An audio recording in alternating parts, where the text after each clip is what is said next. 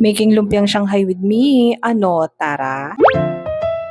At para maiba naman ay gagawa naman tayo ngayon ng lumpiang Shanghai. Siyempre, hindi tayo makagawa ng lumpiang Shanghai kung wala itong mga ingredients na to. At para mapadali nga itong paggawa ko ng lumpiang Shanghai, ay gagamit ako nitong meat grinder na to from Dripor. And as you can see, hindi ko pa siya nagagamit. Ayan, bago pa lang siya. And ayan yung itsura niya.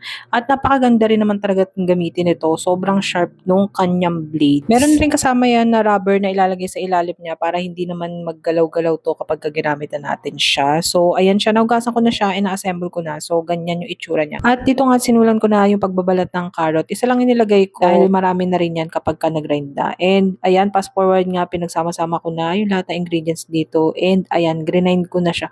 Sobrang dali lang. And, as you can see, ayan, sobrang pino nung mga ingredients na grind ko dito. Ganyan siya kaganda. After ko mag-grind yan, sinama ko na rin siya dito sa meat, bali pork yan. Dito ko rin grind yan sa dripper na to. So, hindi ko na lang napakita sa inyo. Then, ayan, pinag-combine ko lang siya and dito nga isama na natin or ilalagay na natin itong mamasitas na to. So, trinay ko lang siya and okay naman siya pero nag-add lang ako ng iba pang pampalasa kasi mas gusto ko malasa talaga siya. Nag-add lang din ako ng isang egg and after nga, ayan, minix-mix ko na siya gamit nga itong spatula. Then, ito nga yung sinabi kong pampalasa sa inyo. Naglagay lang ako ng paminta, konting granules and naglagay din ako ng liquid seasoning at nag-add din ako dito ng konting toyo pampa-add ng color. And dito nga, hinalo ko na siya using my bare hand. Malinis naman yung kamay ko at naghugas naman ako. Kaya okay na yan. Kami lang naman din ang kakain nito. At syempre, after ko mahalo yan, tinikman ko yan para makasigurado ako kung okay na ba yung lasa niya. At dahil okay na nga yung lasa niya, sisimulan na natin na magbalot ng Shanghai. So, ayan, nagbit lang ako ng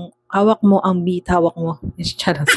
So, nagbit lang ako ng isang egg dyan. Panglak lang dito sa ating pambalot ng Shanghai. So, ayan. Ang ganda nito ha, na pambalot ng Shanghai. And nabili ko to sa Pure Gold. And ang mura lang pagkakabili ko dito. 25 sheets na rin yata siya. Mas prepared ko gamitin yung ganito kasi mas matagal yung shelf life niya compared do sa nabibili natin sa palengke. Kasi yung nabibili sa palengke, di ba, tumitigas siya and kailangan magawa mo talaga agad yung Shanghai. Hindi mo na siya pwedeng patagalin sa rep kasi nga titigas siya. Pero ito, kahit ilagay mo siya sa freezer, hindi siya tumitigas unlike nga dun sa nabibili natin sa palengke. Kaya, mas maganda to. Try nyo to. Mabibili nyo to sa Pure Gold. So, anyway, ayun nga, nag-start na ako and gumamit din ako nung scoop para tansyado ko yung paglalagay sa gagawin kong Shanghai. So, ayan siya. Ang ganda niya, tingnan niyo yung itsura after. Tapos na ako sa pagbabalot nitong ating lumpiang Shanghai, ay hinati ko lang siya sa gitna. Bala ko sana hatiin siya sa tatlo, kaya lang masyado na siyang maliit. Kaya ganyan yung ginawa ko. And tingnan nyo naman, pagka ito yung wrapper na ginamit ninyo, ang ganda niya. O siya, paano hanggang dito na lang. See you on my next one. Bye-bye!